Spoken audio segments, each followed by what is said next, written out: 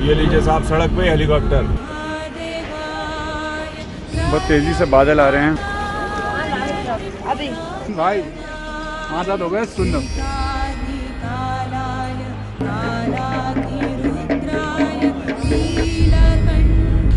Good evening friends, naughty traveller के एक नए सफर में आप सभी का स्वागत है। उम्मीद है आप सब बहुत अच्छे होंगे। आज हम एक नई मंजिल की ओर निकले हुए हैं। अभी मैं गौरव को लेने जा रहा हूँ।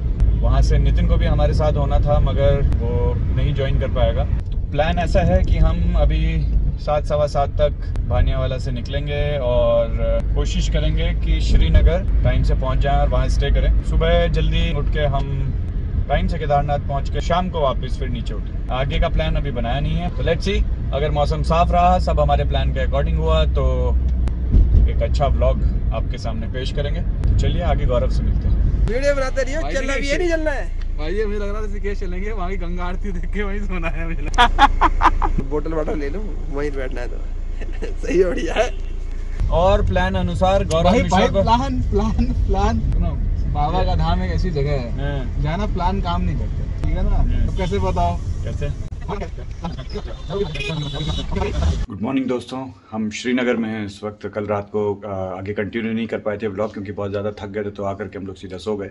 हम लोग रात में 11:30 बजे करीब श्रीनगर पहुँचे और यहाँ पे हमने GMVN का गेस्ट हाउस ले लिया। अब सुबह के 5:30 बज रहे हैं और आधे घंटे में करीब हम लोग यहाँ से निकल जाएंगे। मिलते हैं आगे। दोस्तों सुबह 5:57 पे हम श्रीनगर से निकल गए हैं केदारनाथ की तरफ। टेम्परेचर हो रहा है 16 डिग्री सेल्सियस। श्रीनगर से सोनप्रयाग करीब 73 किलोमीटर दूर है, जो कवर करने में अगर रोड ठीक लगी तो हमें 2.5 घंटे से ज़्यादा का समय नहीं लगना चाहिए। और सामने मौसम बहुत ठीक है, यहाँ पर क्लाउडी है तो हो सकता है कि वैसे यहाँ पर हम बाइक से इनिशियली हम लोग बाइक से निकलने का प्लान कर रहे थे। हम लोग काफ़ी लेट हो गए थे वहाँ से निकलने में, तो हमें लगा कि बाइक से जाना सही नहीं रहेगा क्योंकि रात में थोड़ा बहुत ड्राइव करनी होगी और हमें कहीं थोड़ा रिलैक्स करना हुआ तो कार थोड़ा ज़्यादा कंफर्टेबल है। दूसरा ये था कि मौसम, हालांकि इतनी उम्र ढली नहीं है कि मौसम की इतनी चिंता करें, करना पड़ता है। तो बदलते हुए मौसम के इस मिजाज के साथ कैसा रहेगा हमारा आगे का सफर, ये आपको दिखाते रहेंगे। आप बने रहिए हमारे साथ। मिलते हैं सोनप्रयाग में।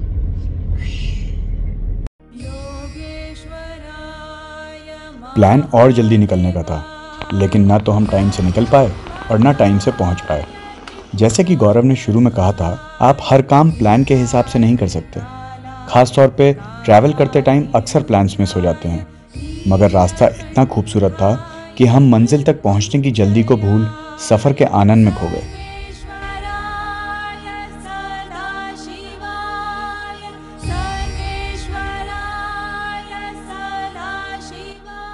और ये आ गया कुंड। यहाँ से दाईं सड़क तुंगनाथ और बाईं सड़क केदारनाथ जाती है। और यहाँ से तैयार हो जाइए मक्खन जैसी चौड़ी सड़कों को छोड़ पहाड़ के पुराने टूटे फूटे रास्तों पर चलने के लिए।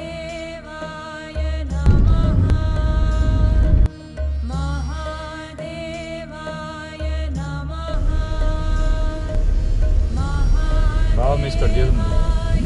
Rainbow rainbow.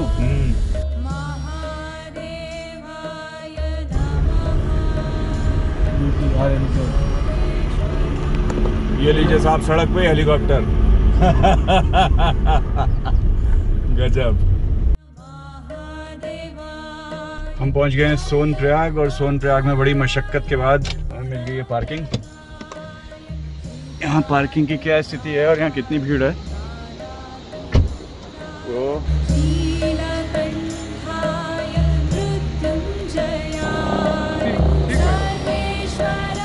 और देखिए ये नज़ारा।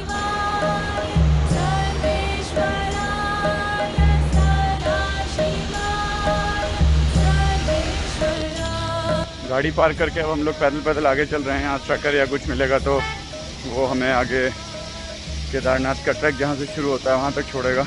तो वही पुल है जिसका वायरल वीडियो आपने कुछ दिनों पहले देखा होगा। इसमें सोनप्रयाग से केदारनाथ के लिए भारी भरकम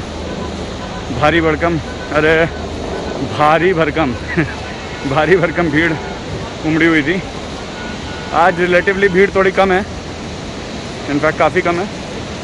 या तो बहुत सारे लोग ऊपर ऑलरेडी चढ़ चुके हैं या चढ़ने वाले हैं। 30 रुपये पर सीट के हिसाब से हमें जीप में जगह मिल गई और इस खड़ी चढ़ाई वाले रास्ते से जीप ने हमें केदारनाथ के पैदल मार्ग की शुरुआत वाले पॉइंट पे ले जाके छोड़ दिया, यानी कि गौरीकुंड में। यहाँ से आप यात्रा या तो पैदल कर सकते हैं या हेलीकॉप्टर से यात्रा करने के लिए देहरादून से लेकर गुप्तकाशी तक अलग अलग ऑप्शंस मिल जाएंगे। बुकिंग के लिए आप उत्तराखंड सरकार की वेबसाइट heliservices.uk.gov.in पर भी जा सकते हैं। हम लोग पहुँच चुके हैं गौरीकुंड। ये सोनप्रयाग से यहाँ तक का करीब 5 किलोमीटर का रास्ता था और वो हम एक जीप में बैठ के आए और हम गौरीकुंड से एंटर करते हैं। यहाँ से एक शेडेड रास्ता शुरू हो गया, कहाँ तक होगा पता नहीं। केदारनाथ की चढ़ाई शुरू होते ही संकरी गली के दोनों तरफ आपको यात्रा से रिलेटेड जरूरी सामान की दुकानें मिलेंगी। अगर भूख लगी हो तो ढाबे मिल जाएंगे। वॉकिंग स्टिक्स, जैकेट्स, ग्लव्स, टोपी, पूजा सामग्री इत्यादि सब कुछ मिलता है यहाँ। गौरीकुंड से 100 मीटर की चढ़ाई पर खच्चर स्टैंड है। अगर आप पैदल नहीं जाना चाहते तो यहाँ से केदारनाथ बेस कैंप आप 2300 रुपये में खच्चर यानी पोनी बुक करके भी जा सकते हैं।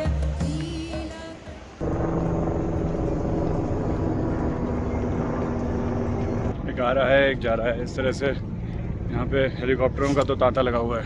काफ़ी ज़्यादा ट्रैफिक है हेलीकॉप्टर्स का यहाँ पे और रोड पे भी जो है खच्चरों की काफ़ी भीड़ भाड़ है। उस वजह से जो भी ये लोग एक्सक्रीट करते हैं बहुत ज़्यादा स्मेली है।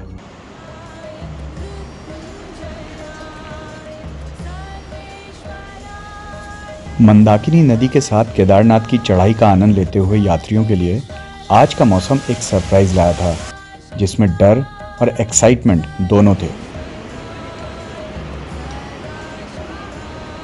बहुत तेज़ी से बादल आ रहे हैं और पूरा आसमान ऑलमोस्ट कवर्ड हो रहा है।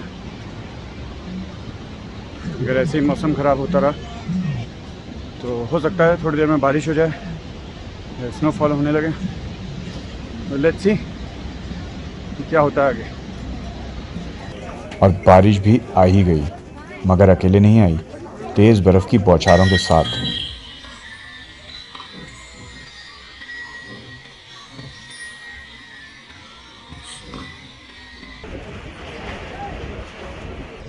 भैया ऐसा है, यहाँ तो पड़ने ऊपर लगी से गिर रही है है बर्फ, नीचे बन जम रही है कुल्फी। हम हैं केदारनाथ के रास्ते पे, रेन कोट पहन लिया है, छाता ले लिया, टोपी लगा लिया, लेकिन भाई हाथ हाथ हो गए सुन्न। बाबा थोड़ा बाबा की आस्था की गर्मी बढ़ती रहे तो चढ़ते रहेंगे। अभी 10 किलोमीटर और चलना है और मौसम पीछे का ये देखिए खतरनाक।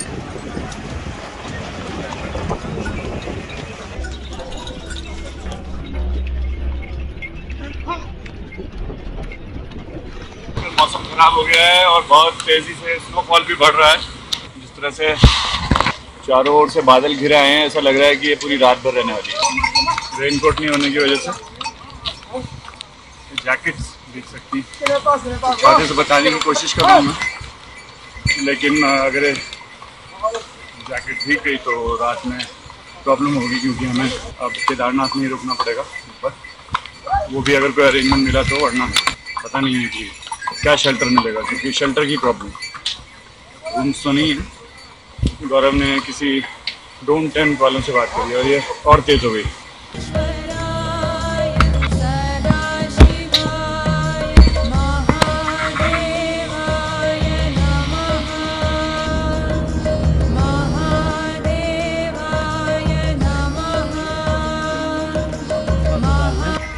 मौसम थोड़ा सा खुल गया है, हम करीब 10 किलोमीटर ऊपर आ चुके हैं और कुछ 4.5 किलोमीटर आगे बेस कैंप है। वहाँ पे शायद हमें डोम टेंट मिल सकता है, क्योंकि ऊपर रहने के बहुत ज़्यादा ऑप्शंस नहीं है।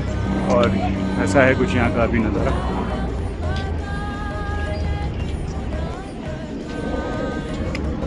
आगे चल के देखते हैं क्या बंदोबस्त होता है रुकने का। आगे की डिटेल्स आपको आगे बताते हैं।